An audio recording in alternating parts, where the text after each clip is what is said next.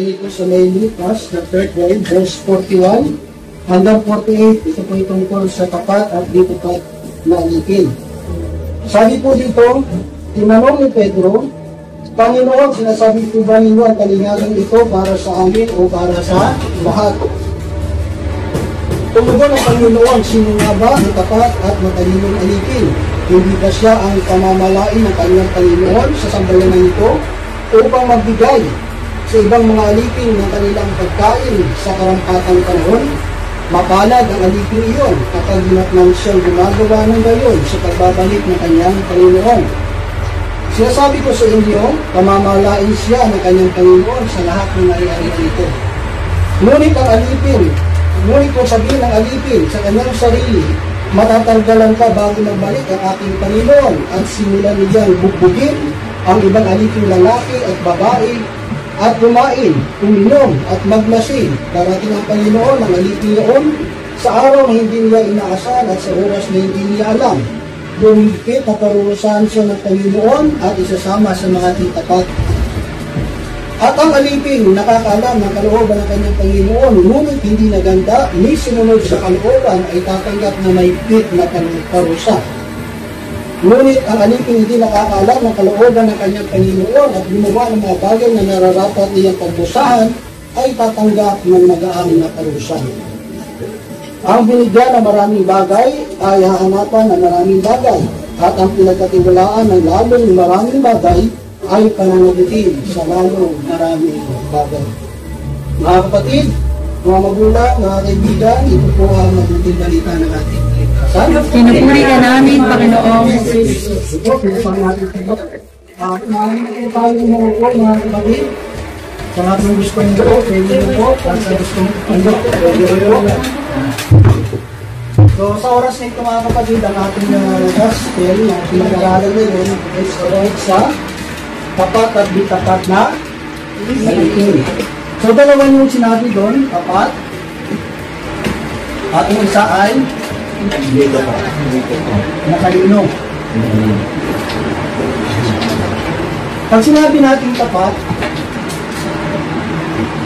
ano yan? Sunod. Faithful.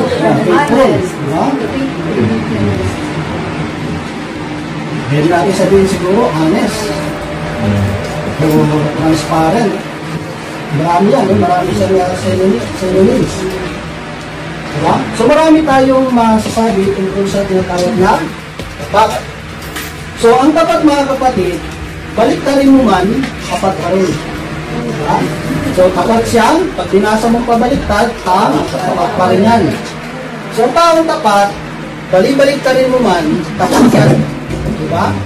So dito mga kapatid, yun ang hinahanap ng Diyos.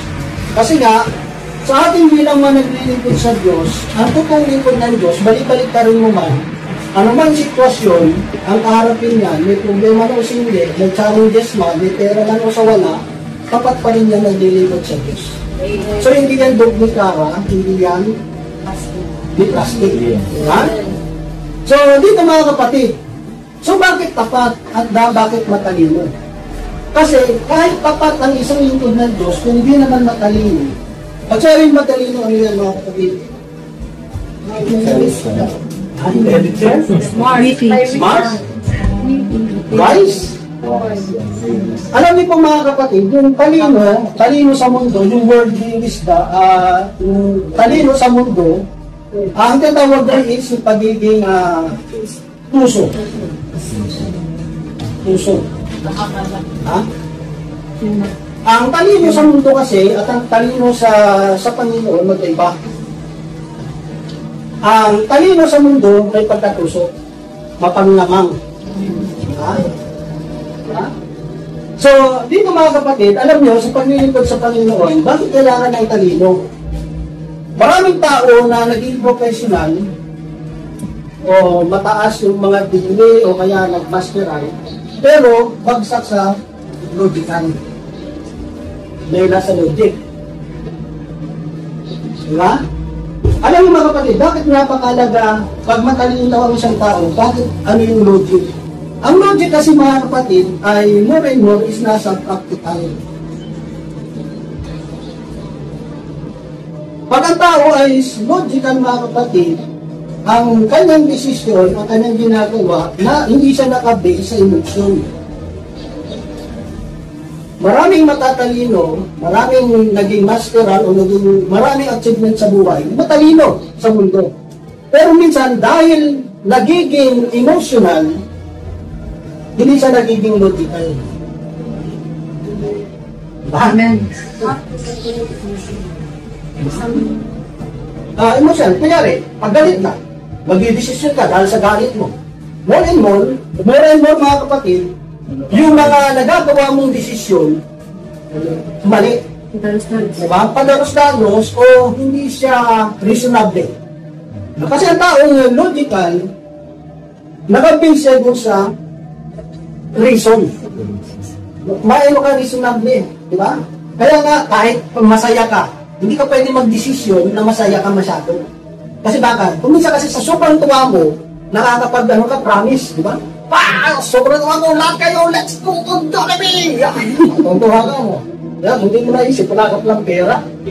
O, diba? Minsan kasi, ang tao, based kasi mga kapatid, kung titignan nyo mga kapatid, sa gawain ni Yahweh El Shaddai, kaya nga ang mga nag-aaral sa Divine Wisdom, tinuturuan ka ng maging, hindi lang tapat, kundi maging maalam ka. Kasi bakit? Kasi sa binasa natin mga kapatid, sabi dito, sabi ni Pedro, Lord, itong bang talinghagang ito, para ba ito sa kanila, o para sa amin, o para sa lahat? Ang salita kasi ng Diyos mga kapatid, hindi yan selective.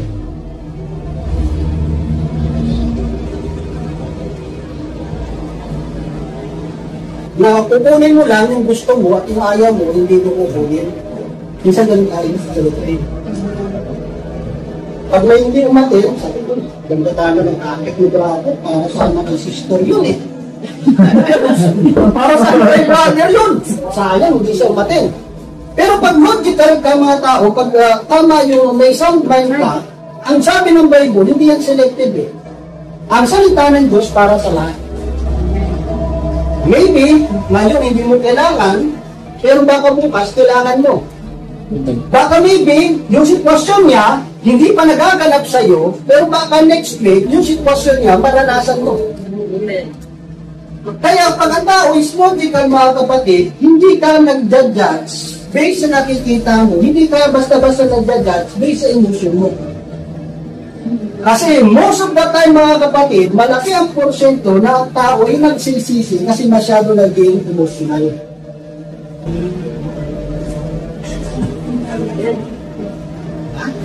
Bakit maraming nawawala sa paglilingkod? Kasi masyado naging emotional. Nagigitag na naman ako! Ako naman palagi. Parang gano'n eh, di ba? Ako na lang, ako na lang, ako na lang.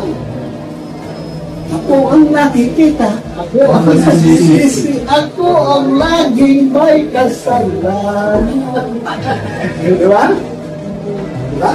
Pag masyado tayong emotional, hindi gumagana sa tama yung ating pag-iisip. Kaya mga kapatid, kasi ako ngayon, pinag-aaralan ko, may nag-isesal ko study ko sa pragmatism. No? About sa pagiging logical. Kasi pag logical ka, is more and more is practical application. Kaya more sa kapag nakikita, pag nag-difference ako, is more practical. Hindi ako yung masyadong doctrinal, hindi yung masyadong spiritual. Kasi yung practical kasi, you don't need to explain more. Kasi bakit? Kasi practical. Lahat naman alam yun eh. Diba? Parang saan, kailangan pa bang i-memorize yan? Diba? So, dito mga kapatid, ang salita kasi ng Diyos, hindi yan selective. Hindi lang yan para sa isang grupo, sa isang tao, hindi ang salita ng Diyos para sa lahat. Maybe hindi mo kailangan ngayon, pero baka bukas kailangan mo. Maybe yung sitwasyon ng system mo na pinagdaraanan, na ginadjudge mo, baka pagdating ng araw, yung pinagdaraanan, yung maranasan mo. Then you will realize, ano ba naman yung pinagsasabi ko kay sister mo? Ano ba naman pinagsasabi ko kay brother mo? Kasi mararanasan mo na ngayon eh. Minsan, maiiyak ka sa sarili mo. Maiiyak ka sa sarili ko. Ano pinagsasabi ko kay mo? Diba? Kasi minsan, nagiging selected tayo, parang pag okay sa'yo, pag ang isang salita ng Diyos is beneficial sa'yo, okay ka, agree ka. Pero pag yung verse sa Bible, yung topic is not beneficial sa'yo kasi tinatamaan ka, ulit. Kaya, hindi tayo lalago. Diba? So, next week, meron tayong recollection. Kasi tinawagan sa akin ni Mr. Benji. Sabi niya, bro, may 30 na kami. Kailangan ko siguro nang mag-recollect. Diba? So, yun ang maganda kasi sa Pilipinas, kaya nga meron tayong divine wisdom. Ang atang preacher kasi, is supposed to be yung lahat ng klase ng paglilingkod dapat alam mo. All aspect ng tinatawag na paglilingkod dapat alam mo. Kasi pag hindi mo alam yung isang bagay, hindi mo maunawaan, kunyari, when it talks about choir o instrumentalist, I can relate myself. Bakit? Kasi naging choir ako, naging instrumentalist ako. Ano man yung sasabihin ko dito, alam ko yung sinasabi ko. Kasi bakit? Choir din ako, instrumentalist ako. Kung ano yung pinagdadaanan, ano pagdaanan ko rin yan. Kung intercessory naman, sa Pilipinas, nag-handle din ako ng intercessory. Pero mas prefer ko siya intercessory physical. Mas prefer ko intercessory physical. Kahit mag-overnight tayo, lalaban ako. Diba? Kasi alam mo na yung oras na yun talagang para sa prayer yun. Walang distraction. Kung sa martial naman o sa equipment, napakalaka kasi na flexible ka. Diba? Sa Pilipinas, kapag may mga nag-graduate before graduation ng mga high school, may mga recollection. So, mga preachers sa day, kami minsan yung nagbibigay ng recollection doon sa mga.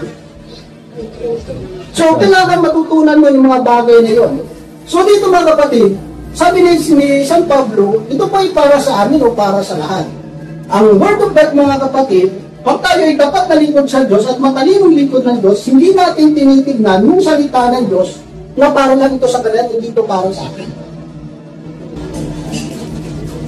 Kasi, yung salita ng Diyos, hindi katulad ng pagkain yan, na may kontra sa karamdaman. Di ba? Hindi yan katulad ng pagkain na kumataas yung BP mo, bawal ka sa baboy. Ay, hindi pala sa baboy, hindi sa taba ng baboy, sa buto ng baboy. Sa buto. No, hindi sa taba ng baboy. No, kasi mas mainit ang ulo mo pag natira na lang sa iyo buto. Tumataas yung BP mo pag natira na lang sa iyo, buto na lang. Buto na lang, wala na.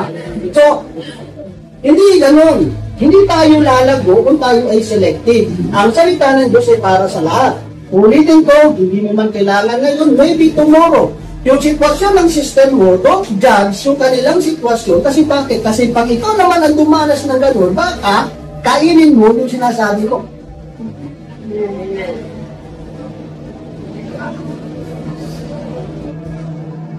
Katulad nito, marami nagsasabi, pag may gusto, may paraan. Which is totoo naman. Pero minsan, dapat, pag sinabi mo yon, it should apply also sa sarili mo. Diba? Amen. Pag gusto mo, may paraan. Wala na sabihin yun. Pag medyo relax ka, wala kang problema, diba?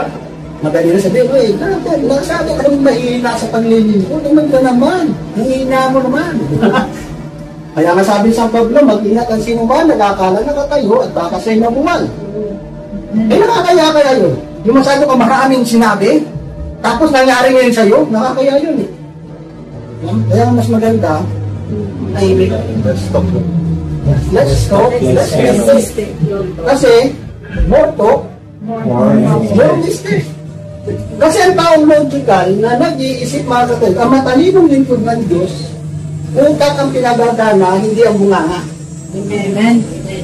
Utak, hindi bunganga. Kasi ang bunganga, nakakasakit. Pero, pag binuksan mo yung bibig mo na ginamitan ng talino, hindi nakakasakit, hindi nakakawasa, hindi nakakatulog.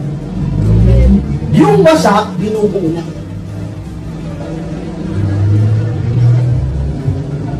Kaya mo, pag nabigyo ka sa pag-ibig, tapos yung pakikinggan mo na music is, nakakasakit ka ng inawa. Diba? So, ngayon iiyak ko, bakit? Kasi pinakikinggan mo, yung mga masasakit na mga music, yung mga malulungkot. Pag nasasaktan ka, yung mga pakinggan, yung mga motivational na mga kanta. Diba?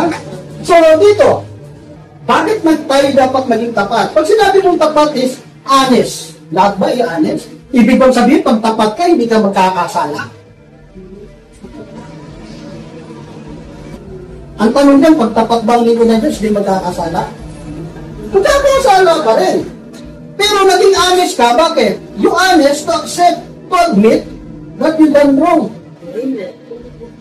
Yun ang honesty doon. Na tayo nagkakamali. But the good thing, kung tapat ka, honest ka, na nagkamali ka. Amen. Tatlong bagay.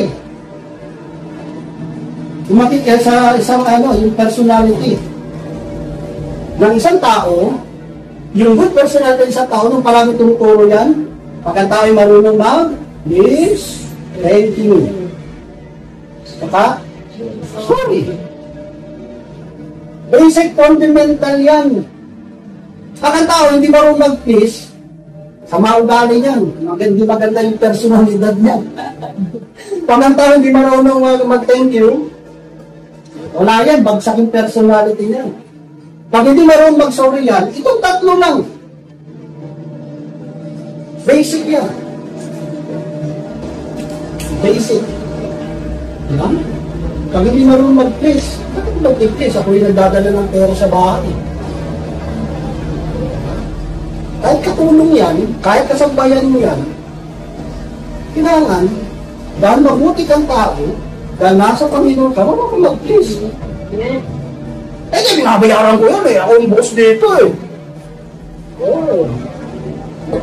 Ano pwede? Kasi nga, what yun? Right? So, honestly, hindi ibig sabihin na tapat ka, hindi ko magkakasala. But, ang katandaan, you are honest to admit na ikaw hindi kasala. Diba? Alino? Bakit kailangan ka maging tapat? Kasi sabi ko, mga kapatid, sino nga ang tapat at matalinong alipin? Hindi ba siya pamamalay ng kanyang Panginoon sa sabayanan nito upang magbigay sa ibang mga alipin ang kanilang pagkain sa karantatang panahon? Bakit mo kailangan maging tapat? Kasi meron sa iyo pinagkatiwala. May something na in-entrust sa iyo. Na entrusted ka sa isang bagay. Bakit ka dapat maging matalino? Kasi mga kapatid, sa paglilingkod sa Panginoon, yung bilin people. With people. Bakit ka maging matalino? Kasi, bawat tao, iba-iba yung personality niyan. Kung dahil ito. Kahit magkapatid, kahit kambal, they have different personality. So, kailangan mo maging matalino kasi bakit? Kasi nag-build ka, tao.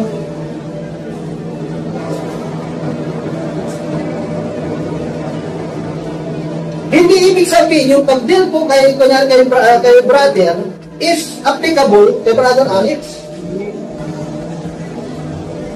Diba? Kahit sa mga sitwasyon kahit sa mga pag-solve ng isang problema.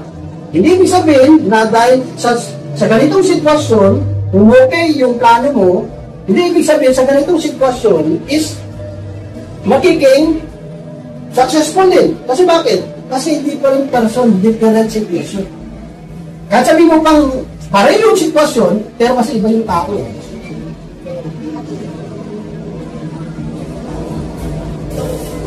Diba? Sa paglilingkod mga kapatid, sa pag-aaral sa Panginoon, we people, nag-build tayo sa tao. And we build relationship.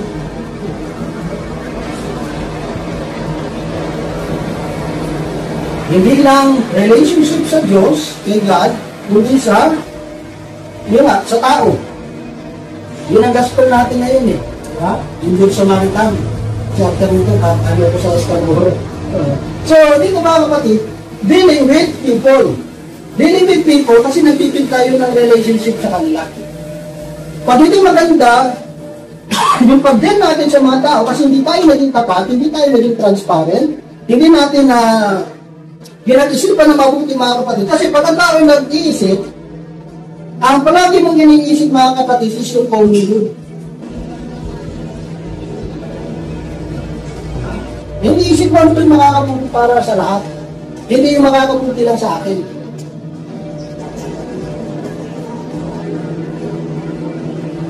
Kasi kung isip lang natin, sarili natin, hindi tayo nagdidig ng mabuting relasyon sa kapwa natin. Sa kapwa natin nag-i-involve, kahit sa trabaho eh. Diba? Pag iisip mo lang, sarili mo lang. Hindi ka tutulong. Ito, tingnan nyo. Nandang natin ako dito sa Canada, 2016. Nag-apply ako House of Housekeeping sa isang nursing home. So, as an ordinary housekeeper, mga kapatid. Pero, nagulat ako na nakilala ko nga yung yung boss. Ang binigay sa akin yung uniforme, supervisor. Siyempre, ang challenge sa akin yung mga kapatid, siyempre, bago lang ako sa Canada. At the same time, yung English ko, kinoconstruct ko pa sa utak ko. Diba? Kaya nga sabi ko dun sa manager ko, Ronald, describe yourself. So, I'm a man of few words. Yun lang. I'm a man of few words. Bakit pa? Sabi niya, bakit ka konti, pag nasalita ko konti lang, I'm a man of few words. Kaya nga few eh. Diba? So, ibig sabihin mga kapatid, may mga kasama na ko doon na siyempre, yung sa kultura nila dati, dahil na sila sa slavery, pag may inutos ka, parang pakiramdam nila, I'm not a slave. Huwag ano sa'yo eh. I'm not a slave. Pag sinabi mo, pwede yung ano kasi kinukumpay nila ito, kung wala na ito, may mancha. Pag ginano mo, I'm not a slave. So, nung gagawin mo mga kapatid, gagamitin ko posisyon ko, sabi ko, kung wala na talo eh, I will fire you. Hindi. Hindi ko gagamitin ang authority ko. Because bakit? Kasi illogical yun. Nagdadala ko sa emotion ko. Kasi dahil nagalaw yung pride ko, boso ko dito. Pero sasabihin ng mga tao dito, nakakitulong ako ng mga tao ko. Hindi pwede. Over my dead body. Emotion na yun eh. Emotion na eh.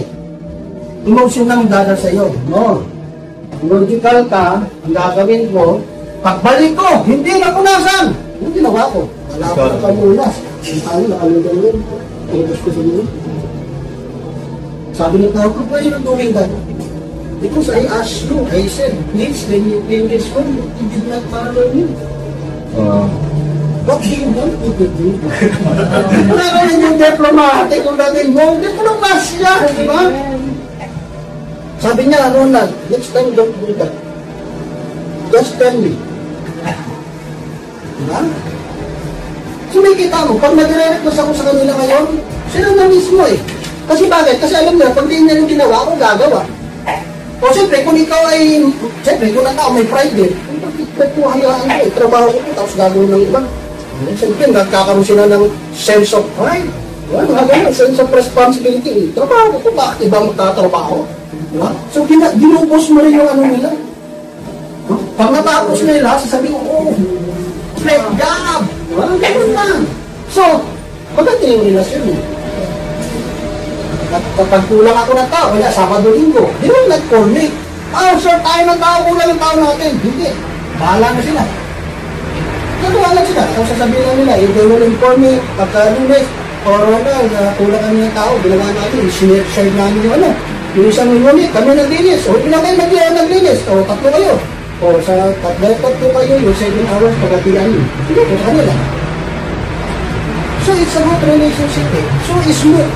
Eh kung di maganda relasyon ko sa kanila, pagkulang ng tao, maga-maga pa lang, di ba? May tao, mga tao lang ito. Umumublema ka na yun. Kaya tayo nagumublema sa pagtilingkod. Kasi yung problema tayo sa pakikipag-deal sa kapwa natin, lingkod. Sino gumawa ng problema? Tayo. Kasi bakit hindi tayo maging wise?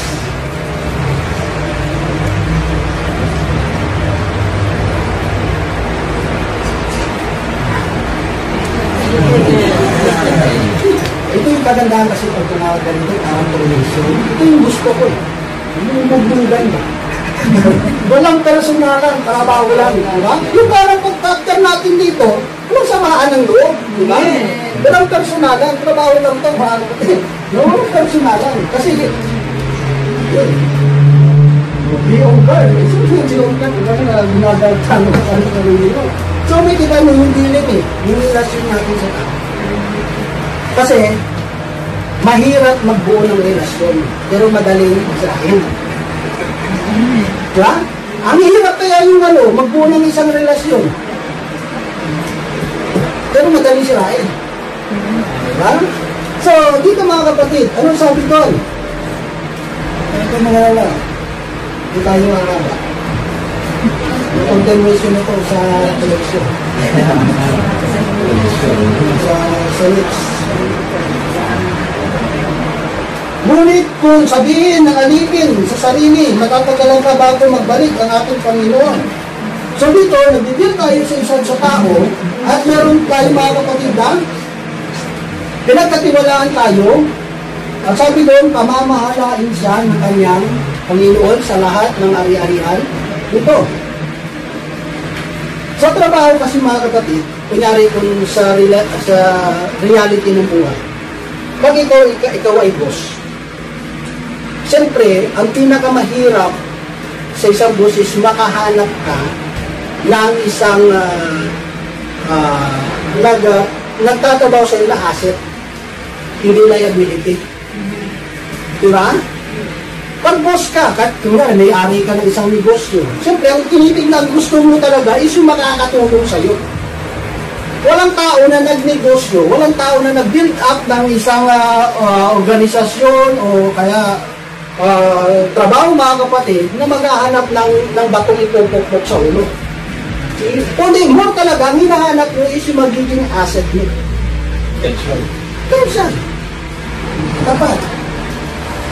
Minsan, magsasabi na ako, dalawa kasi trabaho ko, di ba? May trabaho ko sa George Dam, yung sa residence nila, yung mga international students. Pag minsan, magsasabi lang ako yan. Ako, I cannot work today. Kasi nagka-problema ko sa mata ko yung dati. Kasi madali kasi mag-dry man ako pag isang malamig na yun. So, ginawa ko, pinicturean ko. Gagana ko. Sinend ko sa kanya. Diba? Para mga kapatid, saan man bagay sa buhay, dapat talaga yung tapat kayo. Kung mag-i-honest ka, kung hindi mo kaya, hindi aminin mo. Ang tao kasing tapat, kung honest ka sa sarili mo, alam mo rin kasi yung limitation mo eh.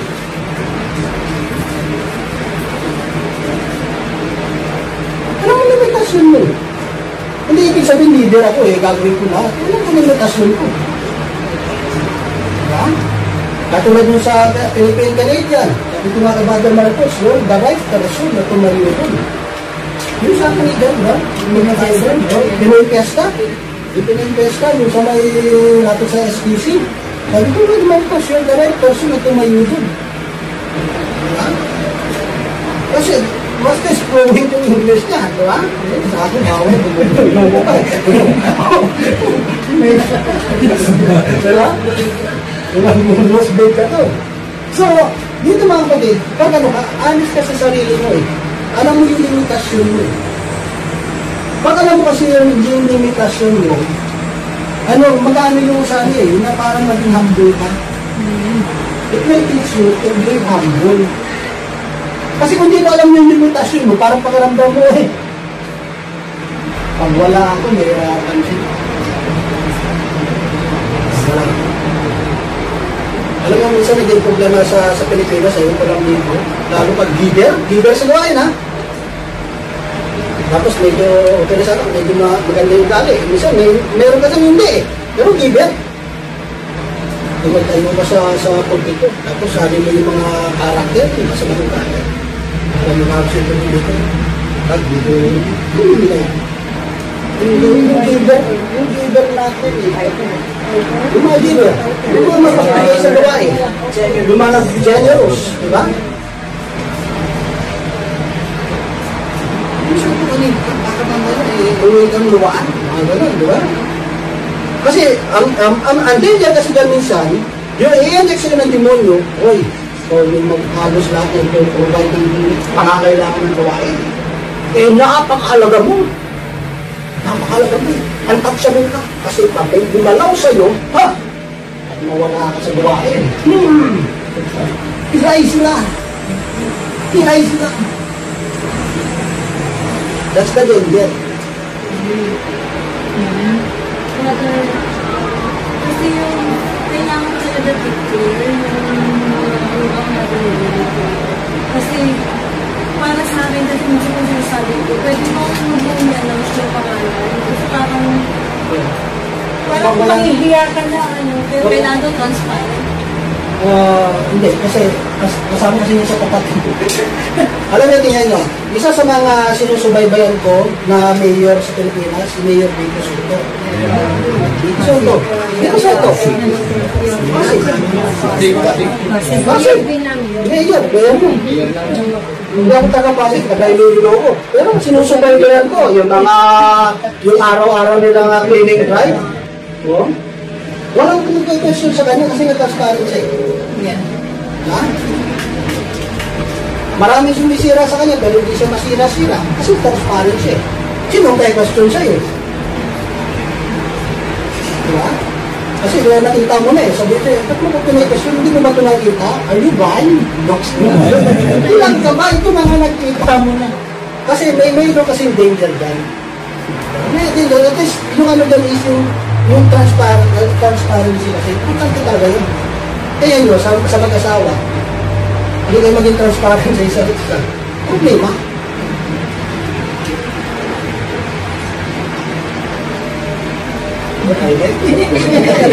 Ba't ganyan makatingin? Yan sa may kita niyo mga kapatid. Yan sa may kita niyo. So, dito mga kapatid kasi, we're dealing people. At sabi ko, yung tapat at matalino, pinagkakatiwala ng maraming bagay. Kasi bakit? Kasi may pinagkakatiwala yung Diyos sa atin. At sa bawat yung pinagkakatiwala sa atin ng Diyos, there is always accountability.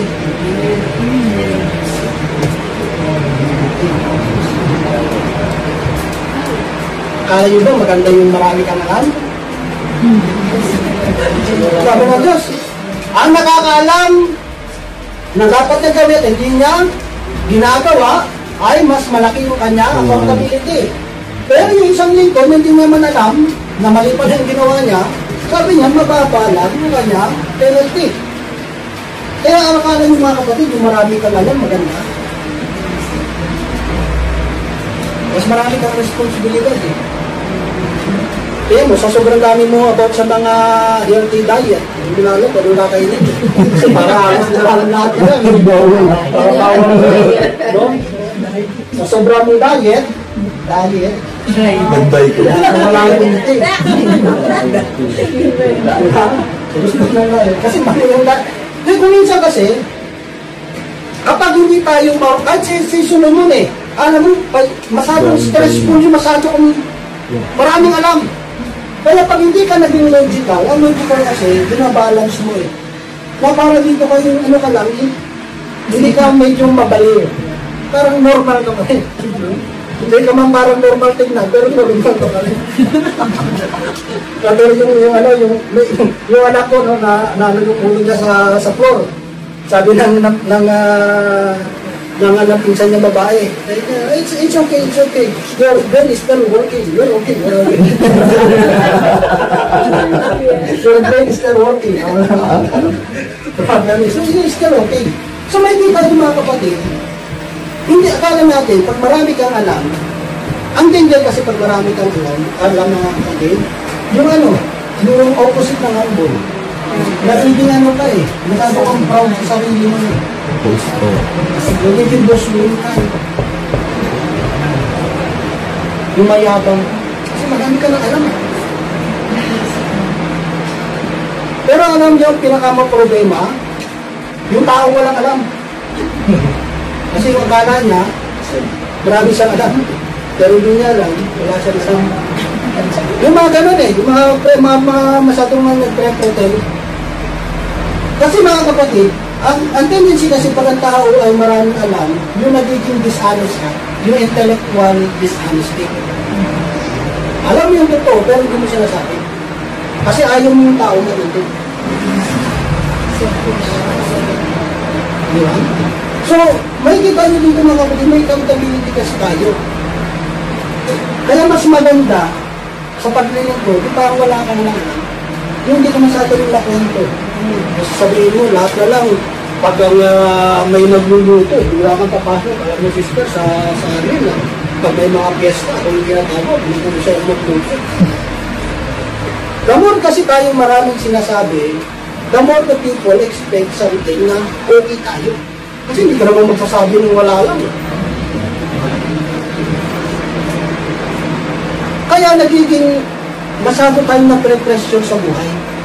Kasi the more tayong maraming sinasabi, the more ang tao nag-expect sa atin. Pag may nagkakarpenter, sabi mo, karpentero rin na doon. Pag may gumagawa doon, alam ko rin yan sa Pilipinas. Ganito. So, the more ang tao, pero kung quiet ka lang, parang wala ka nang alam. Diba? Wala ka nang umawag ng sanito. Tapos nagluto ka. Tapos, nang hinain mo yung pagkain, parang duda pa yung kinakain. Parang kain ba ito? Diba? Parang duda pa sa'yo eh. Pero nang tinikman, parang yung kaluluwa, lalaban. Bakit? Parang sarap. Parang sobrang sarap. Parang gusto nung bakit ng kaluluwa eh. Parang gusto nung punta sa langit eh. Parang sobrang sarap na ano eh. Diba? Mas maganda yung gano'n eh. Kasi bakit? Hindi ka pressure eh. Diba? Eh, parang wala ka lang alam. Pero ngayon lang, kayong paglilintid mo parang relax lang eh. Wala ka masyadong sinasabi. Diba? So, hindi ka masyadong pressure.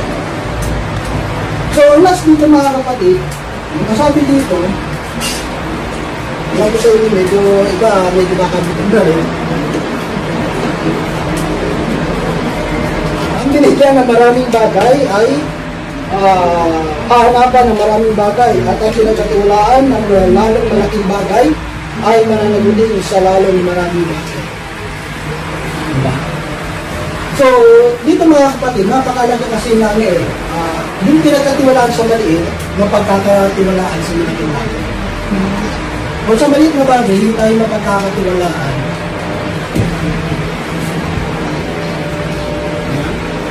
So, dito mga kapatid, medyo yung ganun kasi, yung pag masyado tayong alam na natin, minsan hindi na nga nakikinig, alam ko na yan. Alam ko na yan. Pero problema, alam mo nga, kaso hindi mo na kayang i-apply. Hindi lahat ng alam mo, kaya mo i-apply. May mga ganun eh. Wala kayo.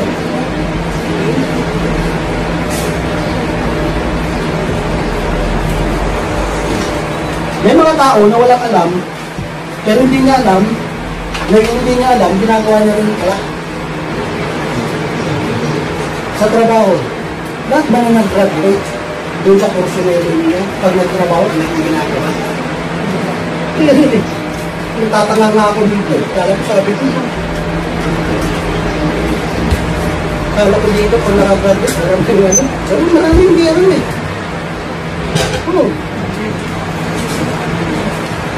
Kasi meron doon eh, naging ano siya, yung pinakaano sa maintenance, yung parang environmental manager. Nag-ayos yung maintenance, yung sana, yung sa poso. Ito naman, siyempre, nilagyan niya muna ng ano, yung ano lang, yung pinaka-base ng poso, nilagyan niya ng silicone. Kasi kakabit nila para matibay. Sabi ng SM, hindi yan, mali. Sabi, patong yung ano, pagpatong yung saka ano lagyan.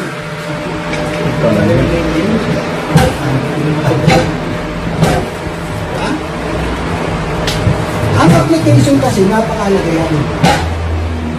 Knowledge without application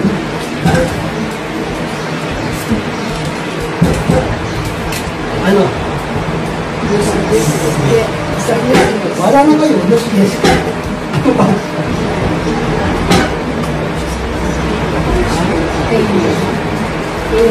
Knowledge without application is useless. Kasi bakit? Yung wisdom, marami po yung wisdom. Wisdom is the application of knowledge. May knowledge ka pero wala kang wisdom. Magkaiba ang knowledge sa wisdom. Yung knowledge mo yung naka-store sa utak mo. Pero yung wisdom, yung mo na-apply, yung knowledge na yung knowledge na naka-stack sa utak mo. What is the use? Marami kang alam, hindi mo makaalam paano i-apply. Parang ganito. Gitara, kaya ito gitara ko. Pero hindi mo makapaalam paano gamitin. Gets mo? Simple logic na lang yan. Ha? Alam mo, kunyari, ano pa, yung keyboard, ano pa mga bagay. Basta, gano'n. Gitara. Alam mo, this is guitar. Sa itong instrument, musical instrument, alam mo. But the problem is, hindi mo kaya kung paano gawin. Yan ang nagiging problema mga kapatid sa paglilingkod. Minsan, natuloy na lang tayo ng knowledge. Dami na natin na namin. Dami na, puno-puno na nga. Pero alam nyo, mostly,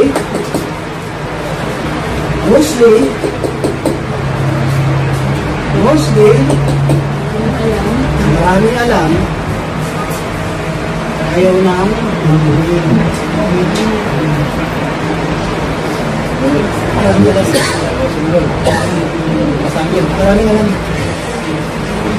maraming alam. Tuturuan mo yan? Ito, tuturuan mo. Mas maraming alam sa'yo. At mo tuturuan. Kaya kay Brother Mike, ang pinakasimple lang, obedience, saka sa vision. Sumunod, pagpapasakot. One time, may nag-apply kay Brother Ray Bartas. Uy, grabe, overqualified. Talagang ano, makalino. Binigay kay Brother Mike. Wala. Pagsak. Kasi bakit? Paano mo utusan yung tao matalino sa'yo? Parang hirap yata niya, di ba? Minsan nga, pag sa trabaho may nag-apply, kunyari boss ka, tapos mag-apply sa'yo, para mas matalino kaya yata ito sa akin, bakit palitan mo? Paano mo utusan yung isang tao, mas matalino sa'yo? Unless, yung matalinong tao yun, marunong sa'yo. Ito yung nagiging problema din yan. Alam mo, sa batch namin, ang daming na-suspended na wala sa gawain. Kasi bakit? Nakalito. Nakalito. Kasi hindi ginamit sa tama. Ang maling bagay, dapat ginagamit sa tama. Pag in-apply mo yan sa mali, kahit maganda pa, sama yan. Pero in-apply mo mali, pangit ang resulta. Amen. Amen. So dito mga kapatid, simple lang naman yung gusto ipabot sa ating Diyos. Hindi dapat. Alam mo natin yung limitasyon natin. Kung may pagkukulang tayo, hindi tayo yung sulit. Hindi ibig sabihin dahil boss tayo nasa posisyon, isa lang natin lahat. Hindi nakakababa ng dignidad ng isang tao yung aminin mo, hindi mo alam. Kasi may alam kayo na hindi ko alam. Hindi ibig sabihin nag-preacher ako, kabisado kong Bible, baka na mas marami ito yung alam mo. Kaso nagsisikret lang ito. Huh? Hindi ibig sabihin nag-preacher ako, alam ko lang na. Yung pagiging tapat sa Diyos, alam mo yung sitwasyon mo sa Diyos. I know may standing sa Panginoon. Wala akong pagmamalaki. Kung nakakatayunan ako, kung nagagamit na ako ng Diyos, ang sabi ni Jesus sa mga alagad, pag nagawa niyo na ang tunay na ginagagawa sa inyo, ang sabihin niyo, kami lingkod na walang kabuluhan. Kasi, the moment na isipin natin na mahalaga tayo sa gawain ng Diyos, yun ang umpisa na babagsak.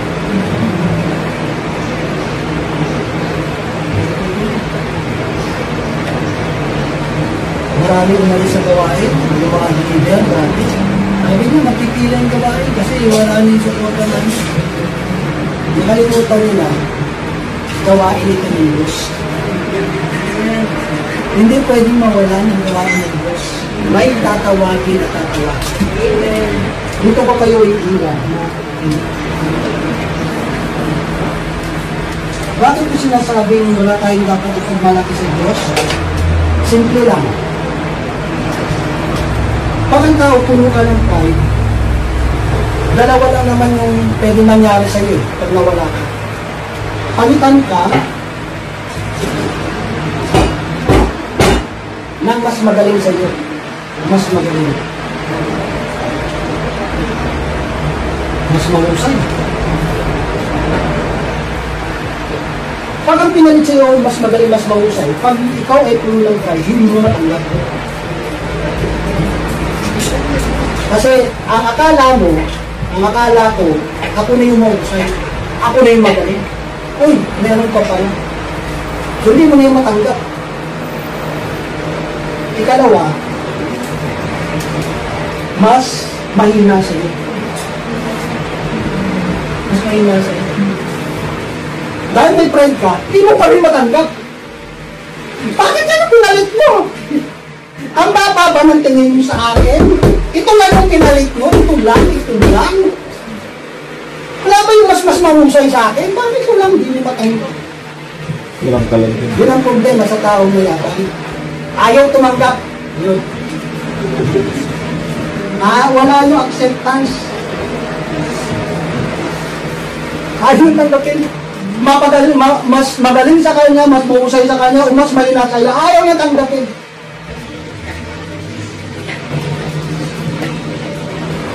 Isang ka nalang lalagay. Saan mo ito nga kayo yun? Nasaan siya? Ang galing mo. Wala siya dito. Wala rin dito.